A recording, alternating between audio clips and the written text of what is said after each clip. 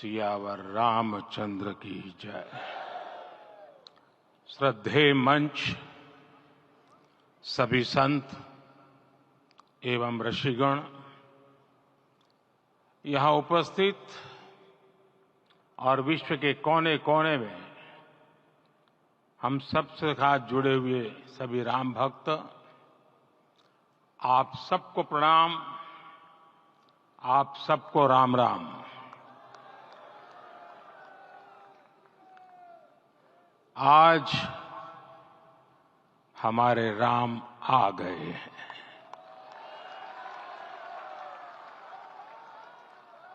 सदियों की प्रतीक्षा के बाद हमारे राम आ गए हैं। सदियों का अभूतपूर्व धैर्य, अनगिनत बलिदान, त्याग और तपस्या के बाद हमारे प्रभु राम आ गए हैं। इस शुभ घड़ी की आप सभी को, समस्त देशवासियों को बहुत बहुत बधाई। मैं अभी गर्भगृह में ईश्वरीय चेतना का साक्षी बनकर आपके सामने उपस्थित हुआ हूं। कितना कुछ कहने को है, लेकिन कंठ अवरुद्ध है। मेरा शरीर अभी भी स्पंदित है, चित्त अभी भी उस पल में लीन है।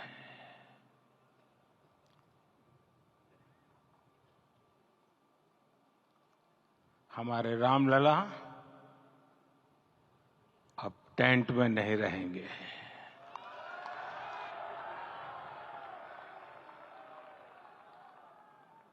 हमारे रामलला अब इस दिव्य मंदिर में रहेंगे। मेरा पक्का विश्वास है, अपार श्रद्धा है कि जो घटित हुआ है, इसकी अनुभूति देश के, विश्व के कोने कोने में राम भक्तों को हो रही होगी। ये क्षण अलौकिक है, ये पल पवित्रतम है। ये माहौल, ये वातावरण, ये ऊर्जा, ये घड़ी प्रभु श्री राम का हम सब पर आशीर्वाद है। 22 जनवरी 2024 का ये सूरज एक अद्भुत आभा लेकर आया है। 22 जनवरी 2024 ये कैलेंडर पर लिखी एक तारीख नहीं, ये एक नए काल चक्र का उद्गम है।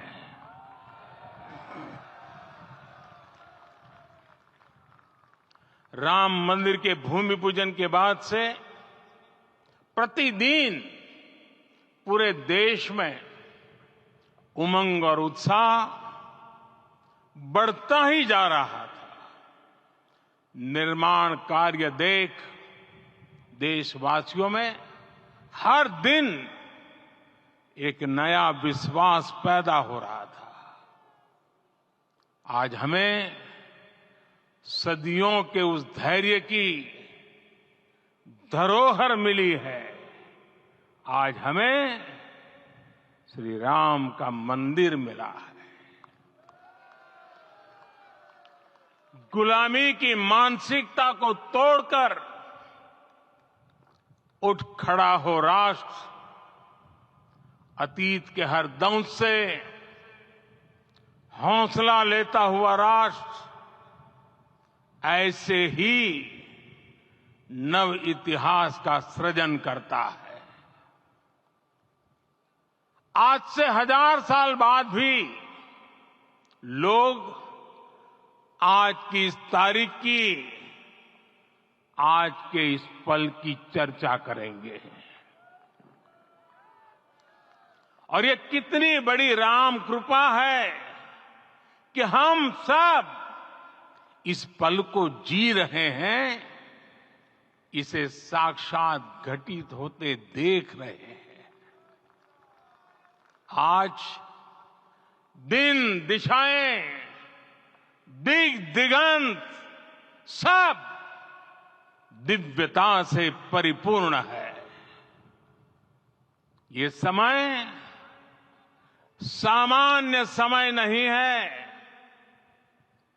ये काल के चक्र पर सर्वकालिक शाही से अंकित हो रही अमिट स्मृति रेखाएं हैं।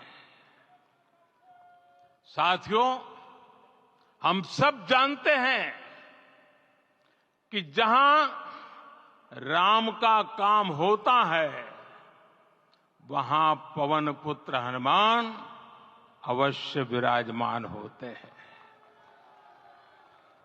इसलिए मैं राम भक्त हनुमान और हनुमान गढ़ी को भी प्रणाम करता हूं। मैं माता जानकी, लक्ष्मण जी, भरत, शत्रुघ्न सबको नमन करता हूं। मैं पावन अयोध्यापुरी और पावन सरयू को भी प्रणाम करता हूं।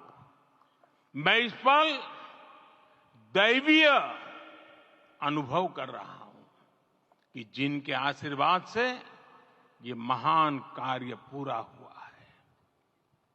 वे दिव्य आत्माएं, वे दैवीय विभूतियां भी इस समय हमारे आसपास उपस्थित है। मैं इन सभी दिव्य चेतनाओं को भी कृतज्ञता पूर्वक नमन करता हूं। मैं आज प्रभु श्री राम से क्षमा याचना भी करता हूं। हमारे पुरुषार्थ, हमारे त्याग, तपस्या में कुछ तो कमी रह गई होगी कि हम इतनी सदियों तक ये कार्य कर नहीं पाए। आज वो कमी पूरी हुई है।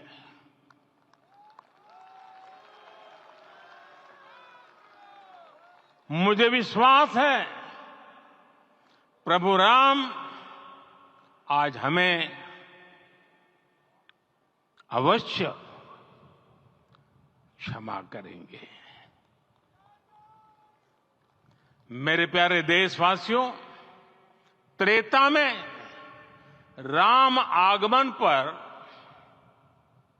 पूज्य संत तुलसीदास जी ने लिखा है, प्रभु बिलोकी हर से पुरबासी, जनित वियोग विपत्ति सबनासी। अर्थात प्रभु का आगमन देकर ही सब अयोध्यावासी, समग्र देशवासी हर्ष से भर गए। लंबे वियोग से जो आपत्ति आई थी, उसका अंत हो गया। उस कालखंड में तो वो वियोग केवल 14 वर्षों का था। तब भी इतना असह्य था। इस युग में तो अयोध्या और देशवासियों ने सैकड़ों वर्षों का वियोग सहा है। हमारी कई कई पीढ़ियों ने वियोग सहा है। भारत के तो संविधान में उसकी पहली प्रति में भगवान राम विराजमान है। संविधान के अस्तित्व में आने के बाद भी दशकों तक प्रभु श्री राम के अस्तित्व को लेकर कानूनी लड़ाई चली। मैं आभार व्यक्त करूंगा भारत की न्यायपालिका का, जिसने न्याय की लाज रख ली।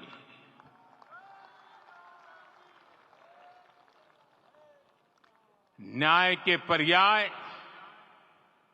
प्रभु राम का मंदिर भी न्यायबद्ध तरीके से ही बना। साथियों, आज गांव-गांव में एक साथ कीर्तन संकीर्तन हो रहे हैं। आज मंदिरों में उत्सव हो रहे हैं, स्वच्छता अभियान चलाए जा रहे हैं। पूरा देश आज दीपावली मना रहा है। आज शाम घर घर राम ज्योति प्रज्वलित करने की तैयारी है। कल मैं श्री राम के आशीर्वाद से धनुषकोडी में राम सेतु के आरंभ बिंदु अरिचल मुनाई पर था। जिस घड़ी प्रभु राम समुद्र पार करने निकले थे, वो एक पल था जिसने काल चक्र को बदला था। उस भावमय पल को महसूस करने का मेरा ये विनम्र प्रयास था। वहां पर मैंने पुष्प वंदना की। वहां मेरे भीतर एक विश्वास जगा कि जैसे उस समय काल चक्र बदला था, उसी तरह अब काल चक्र फिर बदलेगा और शुभ दिशा में बढ़ेगा। अपने 11 दिन के व्रत अनुष्ठान के दौरान मैंने उन स्थानों का चरण स्पर्श करने का प्रयास किया जहां प्रभु राम के चरण पड़े थे। चाहे वो नासिक का पंचवटी धाम हो, केरला का पवित्र त्रिपायर मंदिर हो, आंध्र प्रदेश में लेपाक्षी हो, श्रीरंगम में रंगनाथ स्वामी मंदिर हो, रामेश्वरम में श्री रामनाथ स्वामी मंदिर हो, या फिर धनुषकोडी। मेरा सौभाग्य है कि इसी पुनीत पवित्र भाव के साथ मुझे सागर से सरयू तक की यात्रा का अवसर मिला। सागर से सरयू तक हर जगह राम नाम का वही उत्सव भाव छाया हुआ है। प्रभु राम तो भारत की आत्मा के कण कण से जुड़े हुए हैं। राम भारतवासियों के अंतर मन में विराजे हुए हैं। हम भारत में कहीं भी किसी की अंतरात्मा को छुएंगे तो इस एकत्व की अनुभूति होगी, और यही भाव सब जगह मिलेगा। इससे उत्कृष्ट, इससे अधिक देश को समायोजित करने वाला सूत्र और क्या हो सकता है।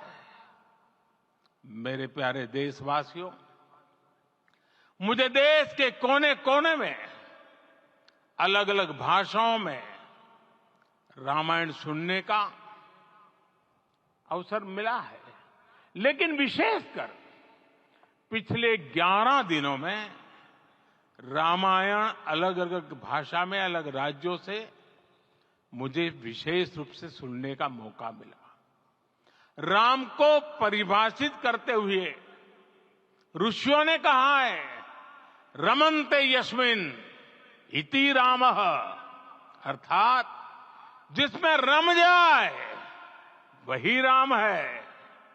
राम लोक की स्मृतियों में, पर्वत से लेकर परंपराओं में सर्वत्र समाये हुए हैं। हर युग में लोगों ने राम को जिया है।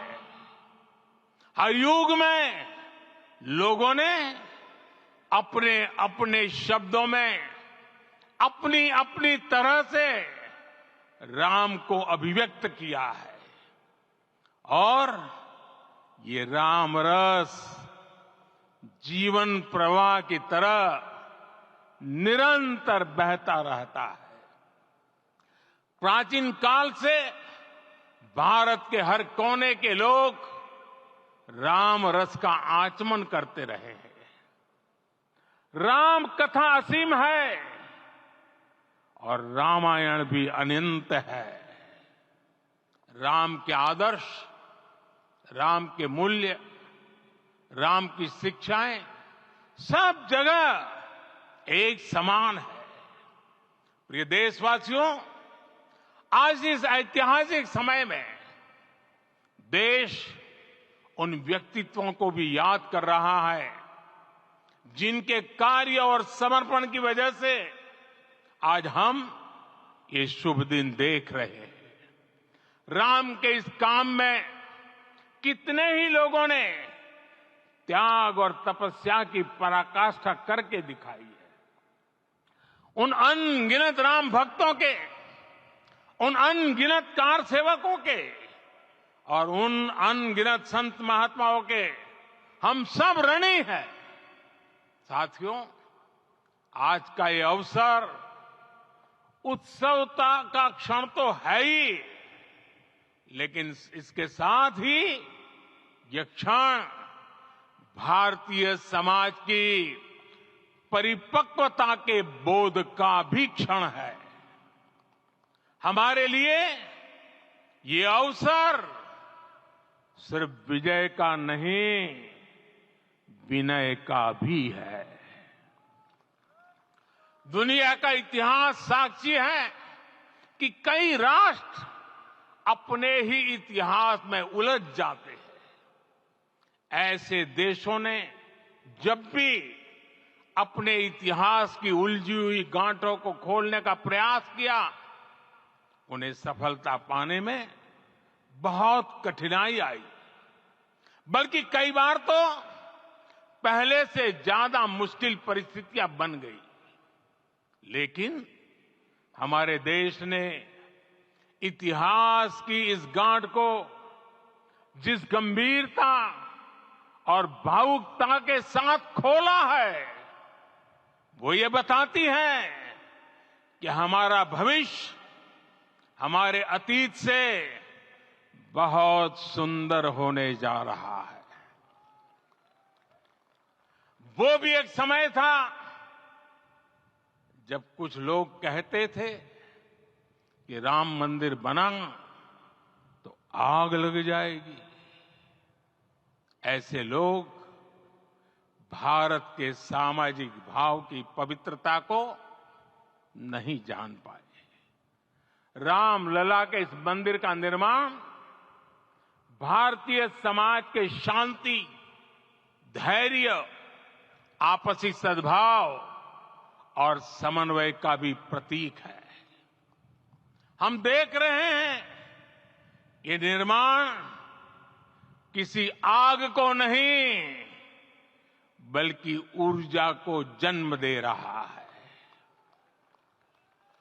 राम मंदिर समाज के हर वर्ग को एक उज्जवल भविष्य के पथ पर बढ़ने की प्रेरणा लेकर आया है।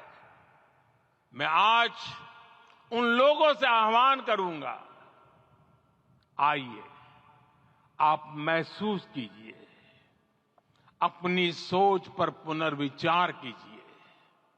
राम आग नहीं है, राम ऊर्जा है। राम विवाद नहीं, राम समाधान है। राम सिर्फ हमारे नहीं है, राम तो सबके हैं। राम वर्तमान नहीं, सिर्फ वर्तमान ही नहीं, राम अनंत काल है। साथियों, आज जिस तरह राम मंदिर प्राण प्रतिष्ठा के इस आयोजन से पूरा विश्व जुड़ा हुआ है, उसमें राम की सर्वव्यापकता के दर्शन हो रहे हैं। जैसा उत्सव भारत में है, वैसा ही अनेक देशों में है। आज अयोध्या का यह उत्सव रामायण की उन वैश्विक परंपराओं का भी उत्सव बना है। रामलला की ये प्रतिष्ठा वसुधैव कुटुंबकम के विचार की भी प्रतिष्ठा है। साथियों, आज अयोध्या में केवल श्री राम के विग्रह रूप की प्राण प्रतिष्ठा नहीं हुई है, ये श्री राम के रूप में साक्षात भारतीय संस्कृति के प्रति अटूट विश्वास की भी प्राण प्रतिष्ठा है। ये साक्षात मानवीय मूल्यों और सर्वोच्च आदर्शों की भी प्राण प्रतिष्ठा है। इन मूल्यों की, इन आदर्शों की आवश्यकता आज संपूर्ण विश्व को है। सर्वे भवन्तु सुखिनः, ये संकल्प हम सदियों से दोहराते आए हैं। आज उसी संकल्प को राम मंदिर के रूप में साक्षात आकार मिला है। ये मंदिर मात्र एक देव मंदिर नहीं है, ये भारत की दृष्टि का, भारत के दर्शन का, भारत के दिग्दर्शन का मंदिर है। ये राम के रूप में राष्ट्र चेतना का मंदिर है। राम भारत की आस्था है, राम भारत का आधार है, राम भारत का विचार है, राम भारत का विधान है, राम भारत की चेतना है, राम भारत का चिंतन है, राम भारत की प्रतिष्ठा है, राम भारत का प्रताप है, राम प्रवाह है, राम प्रभाव है, राम नेति भी है, राम नीति भी है, राम नित्यता भी है, राम निरंतरता भी है, राम विभु है, विशद है, राम व्यापक है, विश्व है, विश्वात्मा है। और इसलिए जब राम की प्रतिष्ठा होती है तो उसका प्रभाव वर्षों या शताब्दियों तक ही नहीं होता, उसका प्रभाव हजारों वर्षों के लिए होता है। महर्षि वाल्मीकि ने कहा है, राज्यम 10 सहस्त्राणि प्राप्य वर्षाणि राघव, अर्थात राम 10,000 वर्षों के लिए राज्य पर प्रतिष्ठित हुए, यानी हजारों वर्षों के लिए राम राज्य स्थापित हुआ।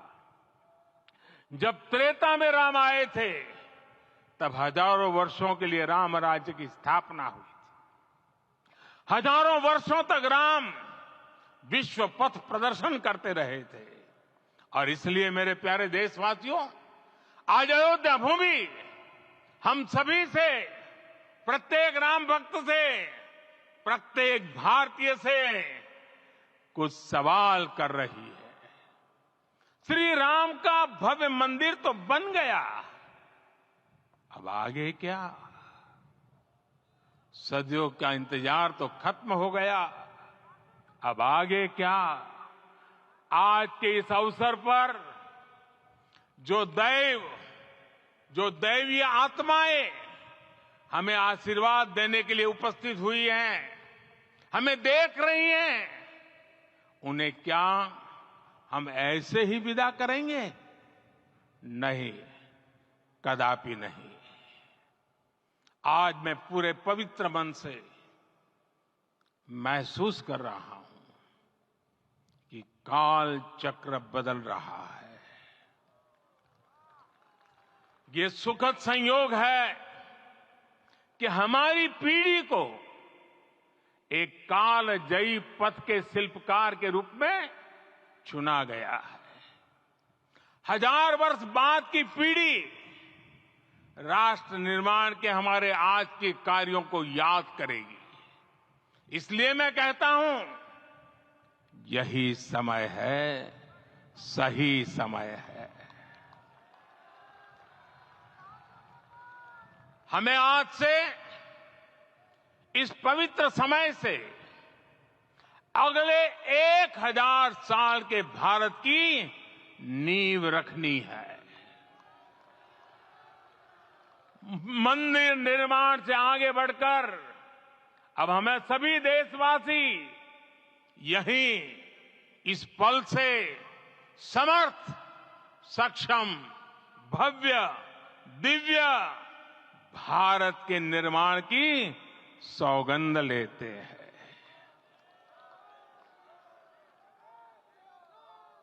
राम के विचार मानस के साथ ही जनमानस में भी हो, यही राष्ट्र निर्माण की सीढ़ी है। साथियों, आज के युग की मांग है कि हमें अपने अंतःकरण को विस्तार देना होगा। हमारी चेतना का विस्तार देव से देश तक, राम से राष्ट्र तक होना चाहिए। हनुमान जी की भक्ति, हनुमान जी की सेवा, हनुमान जी का समर्पण, ये ऐसे गुण हैं जिन्हें हमें बाहर नहीं खोजना पड़ता। प्रत्येक भारतीय में भक्ति, सेवा और समर्पण के भाव समर्थ, सक्षम, भव्य, दिव्य भारत का आधार बनेंगे। और यही तो है देव से देश और राम से राष्ट्र की चेतना का विस्तार। दूर सुदूर जंगल में, कुटिया में जीवन गुजारने वाली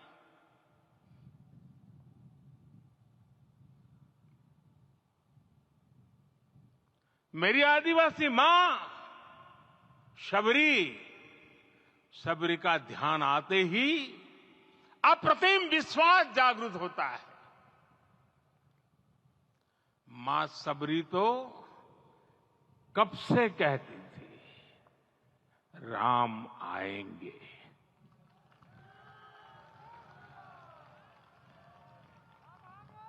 प्रत्येक भारतीय में जन्मा यही विश्वास समर्थ, सक्षम, भव्य भारत का आधार बनेगा।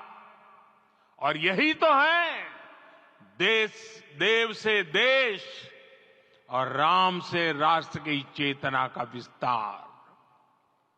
हम सब जानते हैं कि निषाद राज की मित्रता सभी बंधनों से परे है। निषाद राज का राम के प्रति सम्मोहन, प्रभु राम का निषाद राज के लिए अपनापन कितना मौलिक है। सब अपने हैं, सभी समान है। प्रत्येक भारतीय में अपनत्व की, बंधुत्व की ये भावना समर्थ, सक्षम, भव्य, दिव्य भारत का आधार बनेगी। और यही तो है देव से देश और राम से राष्ट्र की चेतना का विस्तार। साथियों, आज देश में निराशा के लिए रत्ती भर भी स्थान नहीं है। मैं तो बहुत सामान्य हूं, मैं तो बहुत छोटा हूं। अगर कोई ये सोचता है तो उसे गिलहरी के योगदान को याद करना चाहिए। गिलहरी का स्मरण ही हमें हमारी इस हिचक को दूर करेगा, हमें सिखाएगा कि छोटे बड़े हर प्रयास की अपनी ताकत होती है अपना योगदान होता है और सबके प्रयास की यही भावना समर्थ, सक्षम, भव्य, दिव्य भारत का आधार बनेगी। और यही तो देव से देश और राम से राष्ट्र की चेतना का विस्तार। साथियों, लंकापति रावण प्रकांड ज्ञानी थे, अपार शक्ति के धनी थे, लेकिन जटायु जी की मूल्य निष्ठा देखिए। वे महाबली रावण से भिड़ गए। उन्हें भी पता था कि वो रावण को परास्त नहीं कर पाएंगे, लेकिन फिर भी उन्होंने रावण को चुनौती दी। कर्तव्य की यही पराकाष्ठा समर्थ, सक्षम, भव्य, दिव्य भारत का आधार है। और यही तो है देव से देश और राम से राष्ट्र की चेतना का विस्तार। आइए हम संकल्प लें कि राष्ट्र निर्माण के लिए हम अपने जीवन का पल पल लगा देंगे। राम काज से राष्ट्र काज, समय का पल पल, शरीर का कण कण राम समर्पण को राष्ट्र समर्पण के ध्येय से जोड़ देंगे। मेरे देशवासियों, प्रभु श्री राम की हमारी पूजा विशेष होनी चाहिए। ये पूजा स्व से ऊपर उठ करके समष्टि के लिए होनी चाहिए। ये पूजा अहम से उठकर वयम के लिए होनी चाहिए। प्रभु को जो भोग चढ़ेगा वो विकसित भारत के लिए हमारे परिश्रम की पराकाष्ठा का प्रसाद भी होगा। हमें नित्य पराक्रम, पुरुषार्थ, समर्पण का प्रसाद प्रभु राम को चढ़ाना होगा। इनसे नित्य प्रभु राम की पूजा करनी होगी, तब हम भारत को वैभवशाली और विकसित बना पाएंगे। मेरे प्यारे देशवासियों, ये भारत के विकास का अमृत काल है। आज भारत युवा शक्ति की पूंजी से भरा हुआ है, ऊर्जा से भरा हुआ है। ऐसी सकारात्मक परिस्थितियां फिर न जाने कितने समय बाद बनेगी। हमें अब चूकना नहीं है, हमें अब बैठना नहीं है। मैं अपने देश के युवाओं से कहूंगा, आपके सामने हजारों वर्ष की परंपरा की प्रेरणा है। आप भारत की उस पीढ़ी का प्रतिनिधित्व करते हैं जो चांद पर तिरंगा लहरा रही है। वो 15 लाख किलोमीटर की यात्रा करके सूर्य के पास जाकर मिशन आदित्य को सफल बना रही है। जो आसमान में तेजस और सागर में विक्रांत का परचम लहरा रही है। अपनी विरासत पर गर्व करते हुए आपको भारत का नव प्रभात लिखना है। परंपरा की पवित्रता और आधुनिकता की अनंतता, दोनों ही पथ पर चलते हुए भारत समृद्धि के लक्ष्य तक पहुंचेगा।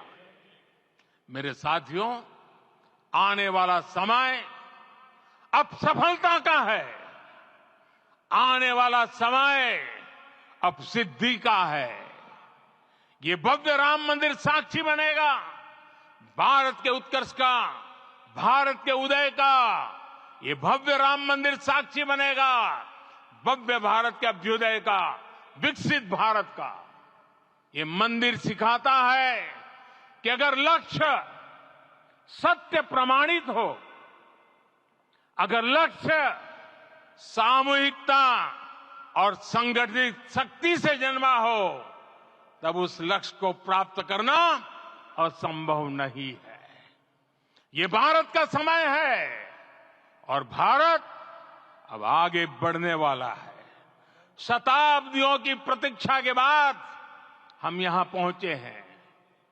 हम सब ने इस युग का इस कालखंड का इंतजार किया है।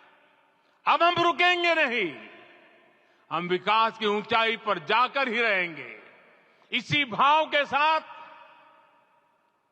रामलला के चरणों में प्रणाम करते हुए आप सभी को बहुत बहुत शुभकामनाएं। सभी संतों के चरणों में मेरे प्रणाम। सियावर रामचंद्र की, सियावर रामचंद्र की, सियावर रामचंद्र की।